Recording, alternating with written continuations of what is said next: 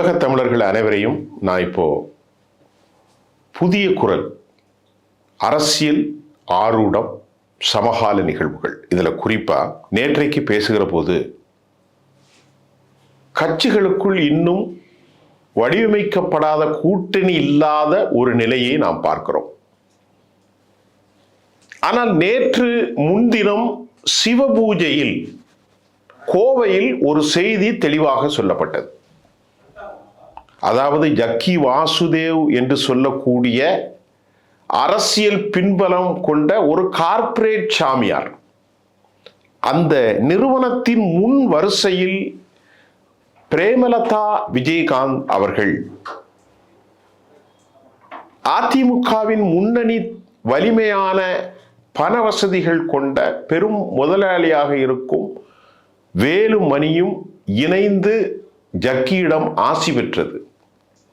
எல்லா தலைவர்களுக்கும் முன்பு இவர்கள் எப்போதும் அங்கே வராத பிரேமலதா முதலாக வந்தது. எல்லா லட்சக்கணக்கான மக்களுக்கு முன்பு அவரை கண்ணியப்படுத்தது ஒரு செய்தியை தமிழ்நாட்டில் சொல்கிறது. பிரேமலதாவை பொறுத்தவரை எந்த சட்டத்துக்கும் அவர் அடக்க போறதில்லை. 0.43% வாக்கை வைத்துக்கொண்டு விஜயகாந்தின் மரணத்தை வைத்துக்கொண்டு எம்பி தேர்தலில் விருதுநகரில் 5000 ஓட்டில் தோத்ததை வைத்துக்கொண்டு தனக்கு 16 சீட்டு வேணும், ராஜ்யசபா சீட்டு வேணும், அமைச்சரவையில் பங்கு வேண்டும், பல கோடிக்கணக்கான பணங்கள் வேண்டும் என்று அவர் நிர்பந்தம் கொடுத்துக்கிட்டு இருக்கார்.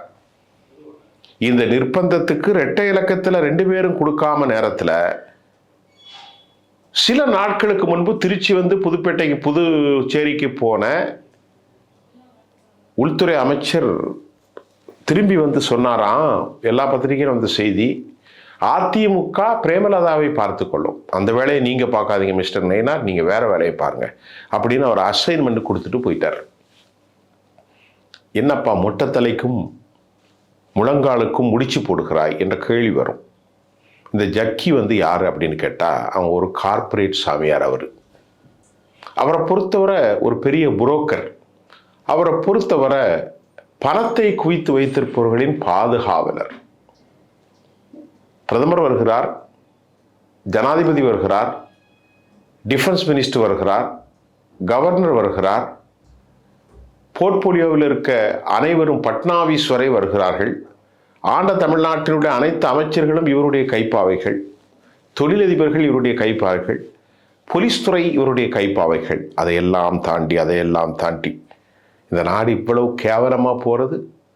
இராணுவத்தின் மிக முக்கிய பொறுப்பில் இருப்பவர்கள், தலைமை பொறுப்பில் இருப்பவர்கள் சீருடையோடு ஜக்கியினுடைய அந்த ஆசிரமத்திற்கு யானை வழித்தடங்கத்தில் இருக்கக்கூடிய கோவைக்கு வந்ததை விட ஒரு கேவலமும் இழிவும் எதுவும் இல்லை என பத்திரிகையில் செய்து வருது. இந்தியாவை பாதுகாக்கக்கூடிய மிகப்பெரிய பொறுப்பில் இருக்கும் இராணுவம் எந்த நேரமும் எந்த பக்கமும் இருக்காது. அவர் மதச்சார்பற்றவர்களாகத்தான் காட்டிக்கொள்ள மத நம்பிக்கை இருப்போம்.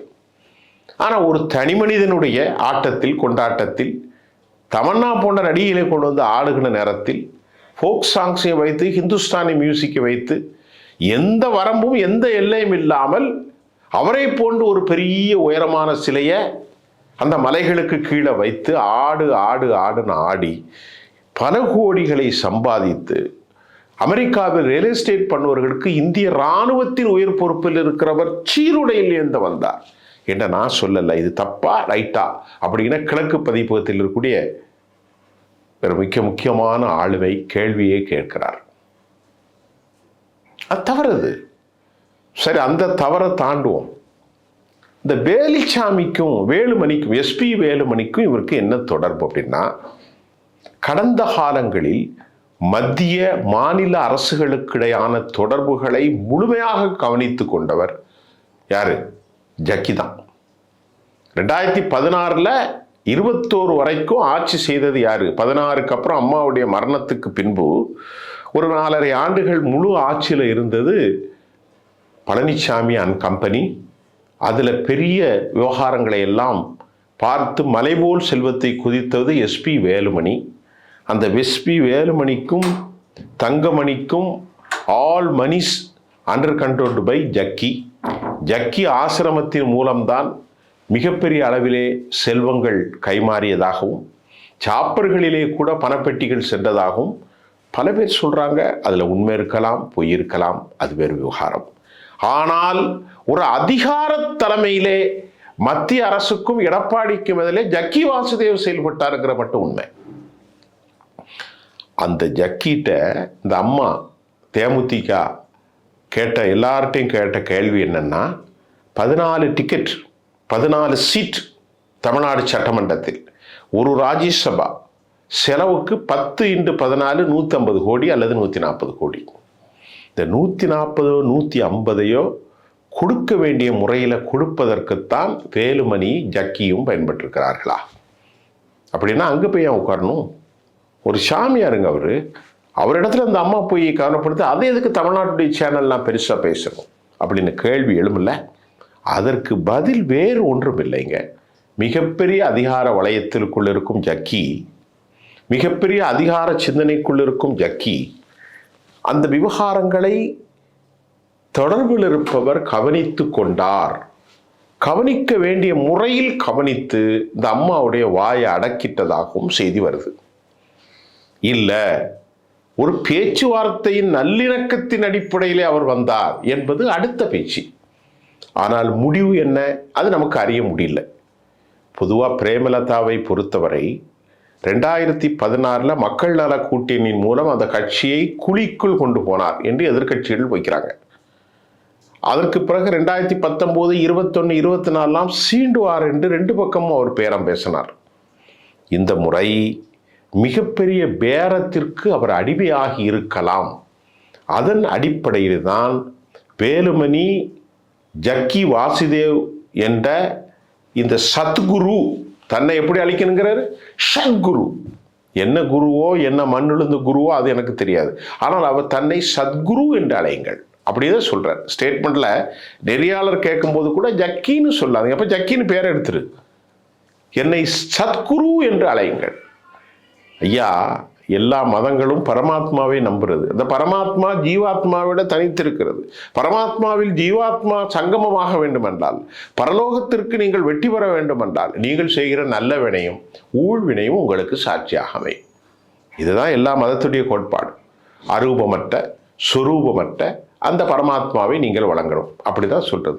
கண்ணுள் நின்ற ஒளியை கருத்தினை, விண்ணுள் நின்று விளங்கிய மெய்யினை, எண்ணி எண்ணி இரவும் பகலுமே நன்னுகின்றார் நான் தோளும் தெய்வமே. சக்கிட்ட போய் எதுக்கு டான்ஸ் ஆடுறா? தமன்னா வச்சு ஆடு ஆடுன்னு ஆடுறான். ஆதி யானை அந்தம் நடுவாகி அல்லானே, ஈர்த்தன்னை ஆட்கொண்ட இந்த பெருமானே, கூர்த்தமை ஞானத்தால் கொண்டுணர்வாய் தம் கருத்தினை, நோக்கரிய நோக்கே நுணுக்கரிய நுணர்வே, போக்கும் வரவும் புணர்வும் இலா புண்ணியனே. என்ன அழகா சொல்லியிருக்கான். போக்கு இல்லை, வரவில்லை, புணர்வு இல்லை, செக்ஸ் இல்லை, புணர்வும் இல்லா புண்ணியனே, காக்கும் என் காவலனே, ஈசனே உனை போற்றி. என்ன அழகான பேட்டு, என்ன அற்புதமான பேட்டு. உலகம் யாவையும் தாமுல வாக்களும் நிலை பெறுத்தலும் நீக்கலும் நீங்களா அழகிலா விளையாட்டுடையர் அவர் தலைவர் அன்னவர்க்கு சரண் நாங்களே. எத்தனை பாட்டப்பாளம். நட்டகல்லே தெய்வம் என்று 4 புஷ்பம் சாட்டியை சுட்டி வந்து சொல்லும் மந்திரம் ஏதடா நட்டகல்லும் பேசுமோ, நாதன் உள்ளிருக்கையில் சுட்ட சுட்டி சட்டுவோம் கரிச்சோ எரிமோ. எல்லாம் இருக்கு. சக்கிட்ட போய் எதுக்கு விடுறாங்க? அப்ப அவர் புரோக்கர், அவர் ஒரு அரசியல் புரோக்கர். அந்த புரோக்கரின் மூலம் இந்த வேலை முடிஞ்சதாக செய்தி வந்திருக்கு, முடியலன்னு செய்தி வந்திருக்கு. இருந்த போதிலும் வழக்கத்துக்கு மாறாக இந்த அம்மா அங்க முன்னிலைப்படுத்தப்பட்டார். நல்லா கவனிச்சுக்கிடுங்க. யாரு? நம்முடைய பிரேமலதா அம்மா வழக்கத்துக்கு மாறாக முன்னிலைப்படுத்தப்பட்டார். ஏதோ ஒரு பேரம் போயிருக்கு, பேச்சு நடக்குது அப்படிங்கிற மட்டும் நான் இப்போ உங்களுக்கு சொல்ல போகிறேன். இன்னும் ஒரே ஒரு செய்தி சொல்லிட்டு முடிச்சிடுறேன். குருமூர்த்தி இன்னைக்கு ஒரு ட்வீட் பண்ணியிருக்கார். அந்த இதில் என்ன சொல்கிறாருன்னா, பாஜகவை எதிர்த்து களமாடக்கூடிய திமுக காங்கிரஸ் கட்சி முறிந்தால் பெரும் அழிவை அவர்கள் சந்திப்பான்னு உண்மையை சொல்கிறார். மத்தியில் அவர்களுக்கு தேவை திமுக, மாநிலத்தில் காங்கிரசுக்கும் திமுக தேவை, மத்தியிலும் திமுக காங்கிரசுக்கு தேவை. அவர்கள் முறிந்தால் பெரும் சிக்கலை கொண்டாடுவார்கள். ஆனால் ஒரு செய்தி நமக்கு கிடைச்சதை மட்டும் சொல்லிடுறேன். பிரவீன் சக்கரவர்த்தி யார்? முதல் கேள்வி. மணிக் தாக்கூர் யார்? 2ஆம் கேள்வி. கூட்டணியை தாண்டி கமிஷன் திமுகவை விமர்சிக்கிற நோக்கம் என்ன? அந்த கேள்வியை திமுக காரங்க கேட்குறாங்க. நாங்கள்லாம் கக்கன் வழி, நாங்கள்லாம் காமராஜர் வழி, ரோடு போடாத இடத்துல கூட 10 பைசா வாங்கினது இல்லைன்னு, நீங்கள்லாம் கமிஷன் பார்ட்டி, நீங்கள்லாம் கள்ள பசங்க, நீங்கள்லாம் லஞ்ச பசங்க அப்படின்னு திமுகவை சொல்லி பெரிய இடைவெளியை மாணிக் தாக்கூர் ஏற்படுத்திட்டாரு. அதுக்கு பின்னாடி சங்கம் இருக்கிறதாகவும் சொல்லப்படுகிறது. இன்னும் பல குழப்பங்கள் போகும். நாம் அடுத்து ஃப்ரெஷ்ஷாக பல புதிய செய்திகளோடு நான் உங்களை சந்திக்கின்றேன். முதல் செய்தி, தேமுதிக இன்னைக்கு ஜக்கி சத்குரு அரசியல் புரோக்கர் மூலம் பிரேமலதா வளைக்கப்பட்டிருக்கலாம். அவரை பொறுத்தவரை 3 டிமாண்டு தான். 8 சீட் இல்லை, 14 சீட், 150 கோடி பணம், தொகுதிக்கு 10 ரூபா. இன்று 140, 140 crore ஆர் 150 crore. விருதுநகரில் டிக்கெட் வேணும், இல்லைன்னு சொன்னால் சிவகாசியில் பலிஜா நாயுடு, கம்மா நாயுடு இருக்கக்கூடிய அந்த இடத்துல எனக்கு டிக்கெட் வேணும் என் பையனுக்கு. மத்தியிலும் பதவி கொடுங்க என் பையனுக்கு. அந்த பையனுக்கு எதுவுமே பேச தெரியாது, எதை இடமா பேசுகிறான். அந்த பையனுக்கு மத்தியில் கொடுங்க, இல்லை தமிழ்நாட்டுடைய போர்ட்போலியோவில் கொடுங்க. அடுத்த செய்தி, இடிதாங்கும் செய்தி, துணை முதல்வராக என்ன கொடுங்க தமிழ்நாட்டில். இப்படியெல்லாம் கேட்பாங்களா? இந்த பொம்பளை யாராவது கேட்பாங்களா? அதுக்கு தகுதி இருக்கான்னு நான் சொல்லலை. இந்த பக்கம் திமுக காரன் விமர்சிக்கிறான், அந்த பக்கம் அதிமுக காரன் விமர்சிக்கிறான். ஆனாலும் இவர்கள் ஒரு பக்கம் சாய்ந்திருக்கிறார்கள். இல்லை என்ற செய்திகளும் வந்திருக்கிறது. ஆனால் ஜக்கியை காட்டும்போது ஏதோ ஒன்று நடந்திருக்கிறது என்பது மட்டும் இந்த செய்திக்குடைய பிம்பம். என்ன நடந்திருக்கிறங்கிறது நாளைக்கு நாளை நின்று செய்தி வந்துடும். மீண்டும் சந்திப்போம். நன்றி.